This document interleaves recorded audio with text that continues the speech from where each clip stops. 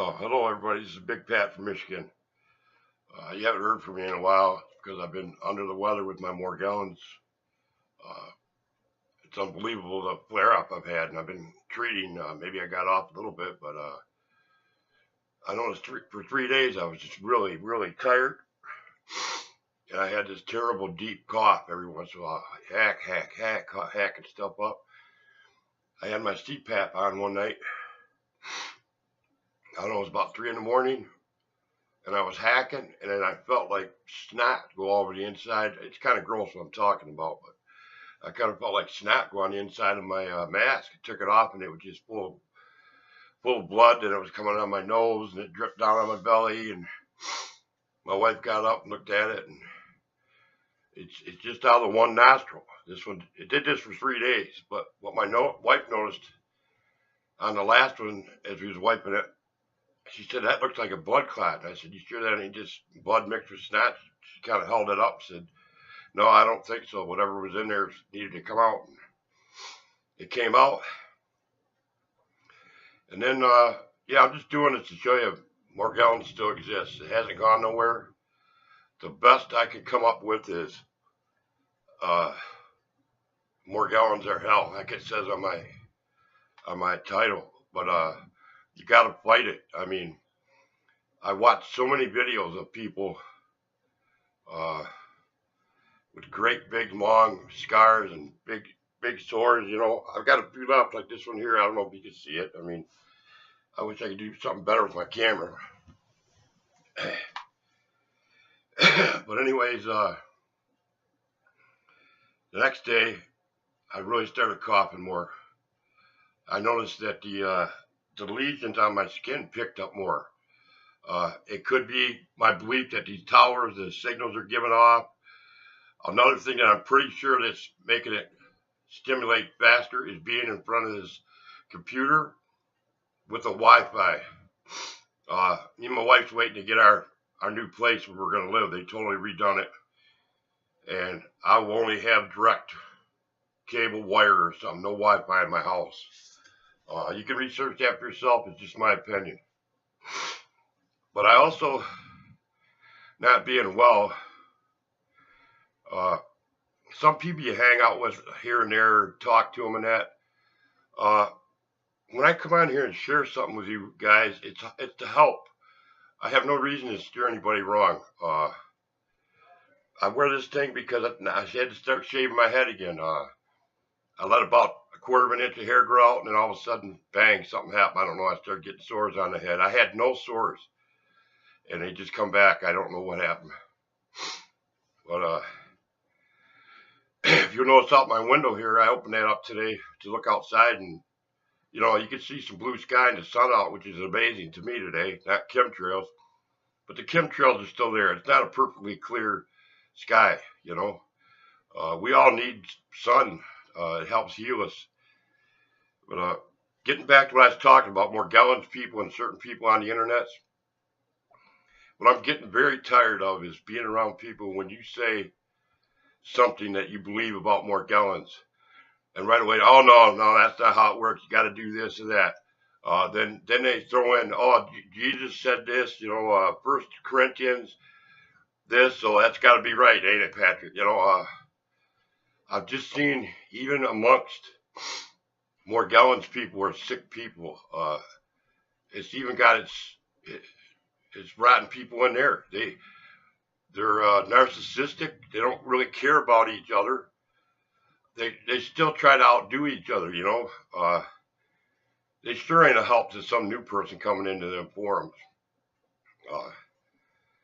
I've read so many of people's complaints in the forums, usually the newer people or some older people, and their biggest complaint is how many times they've gone to emergency room, how many times they've gone to the doctors.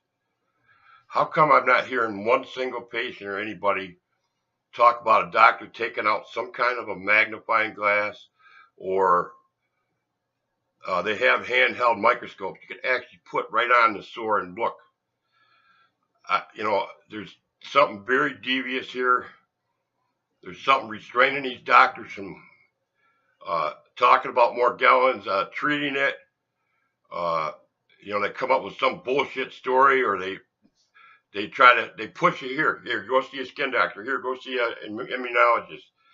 Uh, the more and more I look at this, it's got a dual purpose, everything. And number one is to keep you sick, the chemtrails.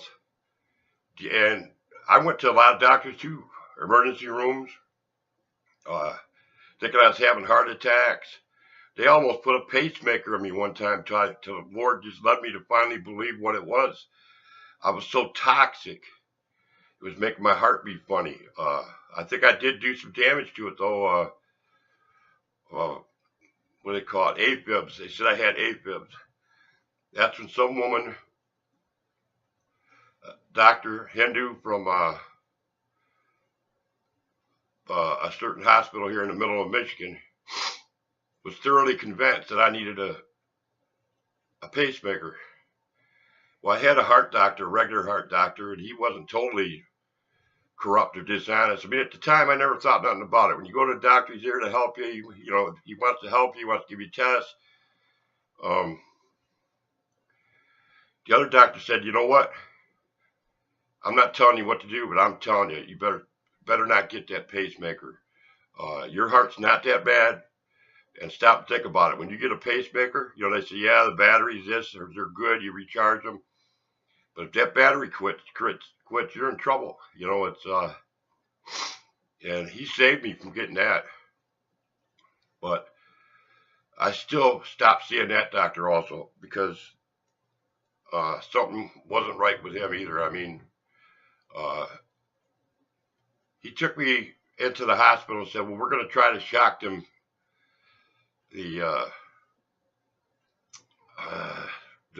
You're beaten not correctly, but they could shock you supposedly and put you back in place. They knocked me out with anesthesia. They must have hit me in the chest and everything because when I woke up, I seen the burns on my skin. I guess when you get them defibs on your chest, it must burn. Anyways, that didn't work. So this is supposed to be a specialist, some kind of specialist heart doctor above him. I mean, this doctor knew his business. I mean, he used to work at Detroit Receiving Hospital in the emergency room for years. He told me he could crack crack a chest in 30 seconds to get at the heart. I mean, he just seemed very intelligent, but he seemed better than me or something. I don't know how to explain it. So that's something that needs to be addressed or talked about amongst us in the community, what we think it is, how can you keep that many doctors in tune with each other where they're not going to say nothing? Or all of them, I mean, are they brainwashed? No, don't look at their skin. No, don't look at their samples. It's frustrating. But like I said before, when I come back on here, I was getting frustrated from people around me that are friends, that you on the internet, you expect to hear good things. You're getting all these comments and stuff like, oh, you smoke, or oh, you said shit. I realize there's trolls out there. They can troll all they want, I've given a few people answers on here with the colloidal silver. Some people are, email me and tell me thanks, they did this and they did that, and what did I think about certain things? I have no problem with that. If I'm helping one person, man, that's a lot. Because you don't know how many that guy's going to help. Or that lady. But it is very disheartening when you get on these open, these forums, the Morgellons forum, and it just seems like everybody's got that story about going to infectious disease doctors, going to internists, going to all these different places, and it costs tons of money. I mean, some people got insurance, great, but still,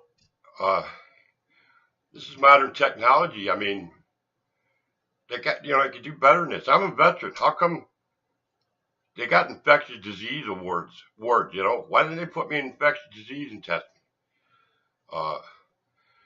Then I started paying for Blue Cross to go along with my Medicare, because I wanted out of the VA system. The VA system is the most corrupt system I've ever seen. Not to dishearten any of my Canadian friends, but I don't want social medicine over here.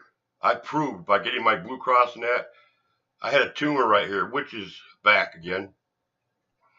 As soon as I got that Blue Cross, I went down to University of Michigan and got me a doctor down there.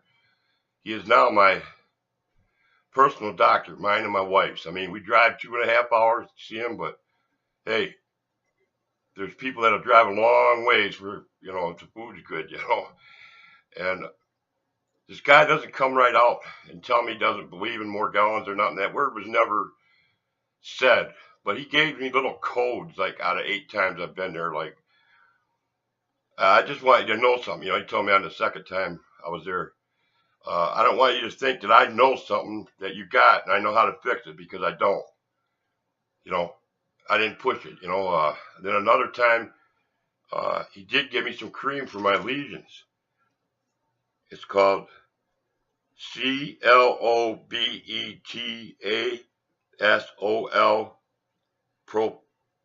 propionate. I'm not even gonna. I mangled that, but that's how it's spelled. It's a tiny amount here. Maybe you can see this. It's gonna be backwards, but you can see the letters. It's $200 a tube, and right away my insurance says, "Oh no, we're not covering that." Well, I got a hold of him again. He says, "Well, I think this is exactly what he said." I guess we have to bullshit him a little bit, whatever that means, because I called back and I got my medicine. And that was a sign that he was trying to help me. I think morally, whether he wasn't allowed to help me or not, he did to that extent. Another time, I was trying to go over my medications with him, and I had my colloidal silver, I had my SSKI stuff, who I bought from this site, Morgellons Direct, and I still use this to this day on my sores. Things are breaking for me. It's like 7 or 8 days later, but I just don't have time no more for people that are hardcore, like I was saying, downing people, looking for people's shortcomings. I mean, come on. I'm done with it.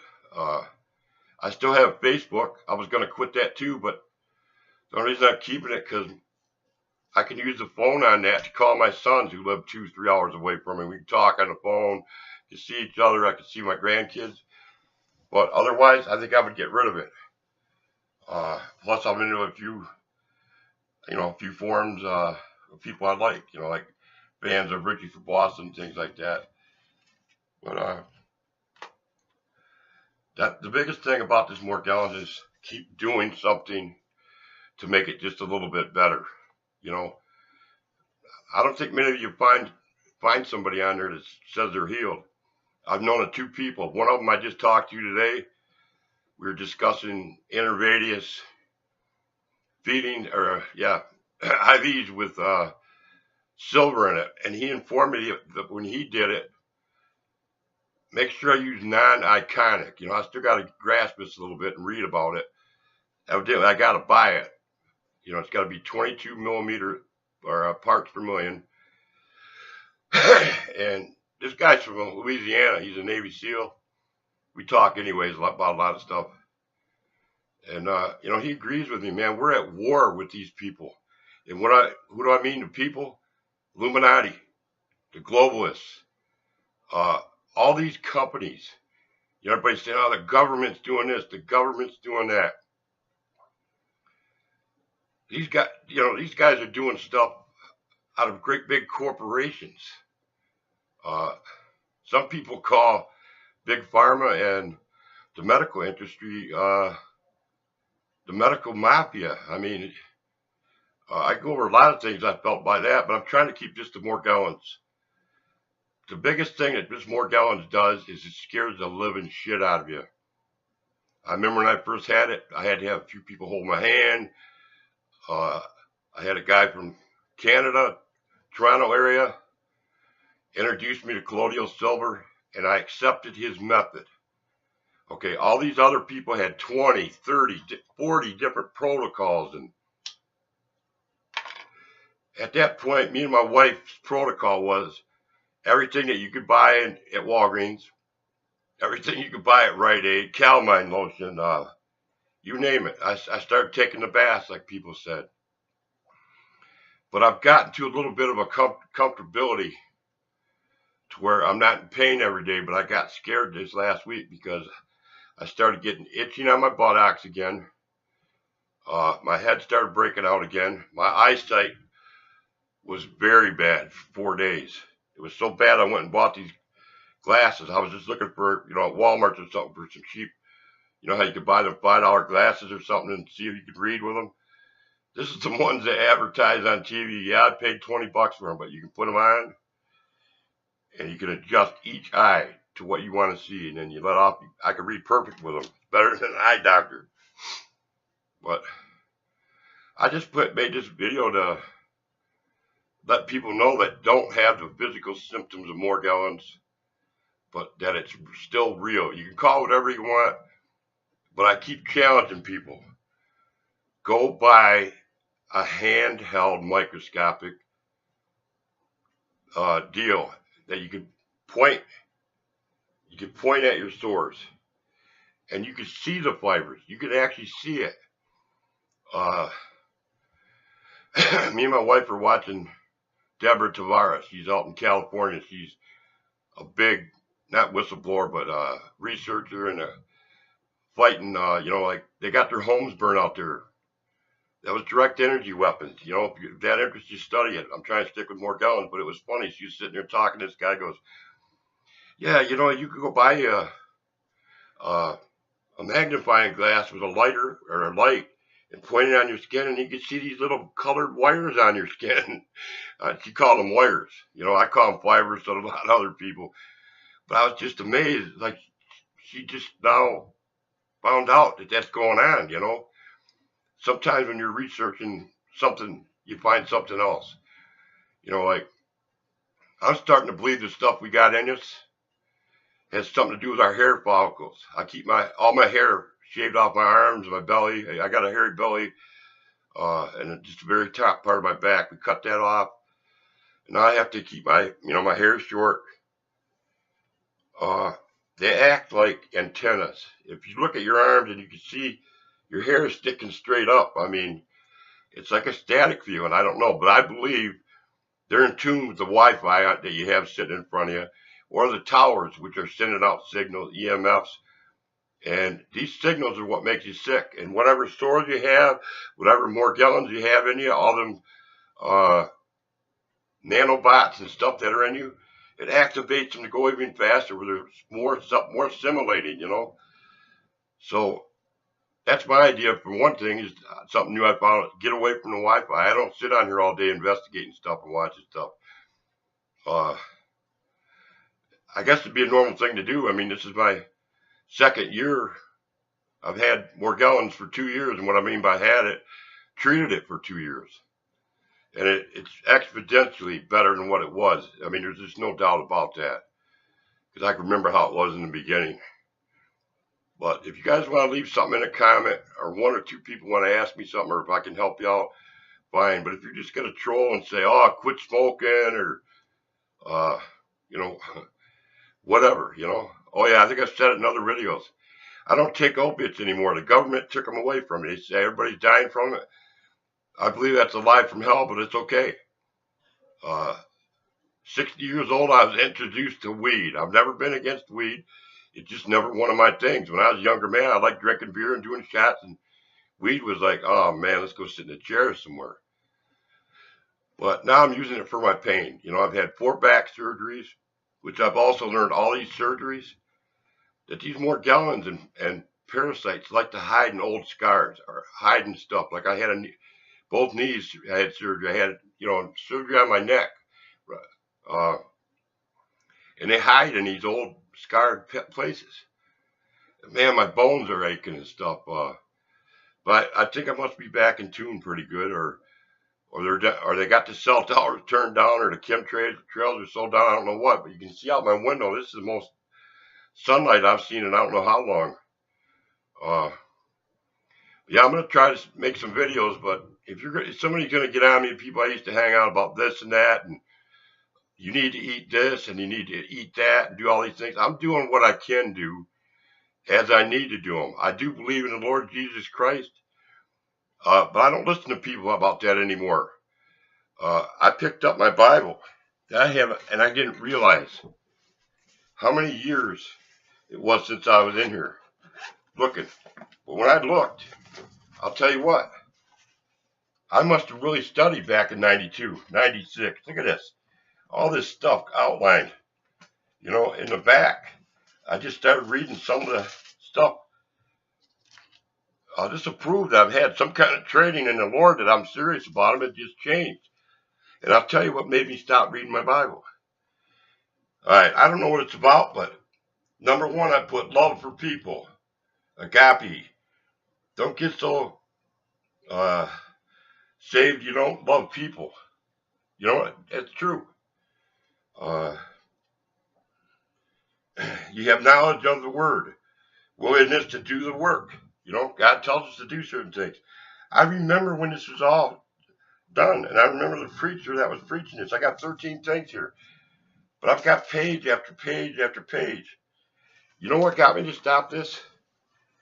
Some individual that I got hung up on or whatever said, that Bible you got isn't right. It's the new King James, or it's the anyways, it's a Bible for people that were new at the time, and they learn how to understand a little bit better. It's been changed. So the last entry I had in there was in 1997. It's probably been 20 years, 21 years since I've cracked that Bible again, just because somebody said King James was the correct one to use. And then I'm studying on here. King James has been changed and so many times down the years that I just finally decided it's good to get on my knees at nighttime and pray. Okay? And not just pray. All some people do is like a wish list. Ask the Lord to fellowship with you. Like, man, I know this sounds funny, but I got a nice new truck out there. I'm proud of it. I've had it for a year. It's a Dodge Ram 4x4, and me and the wife will be riding down the road, and I said, you know what, Lord? Thank you for letting me have this truck.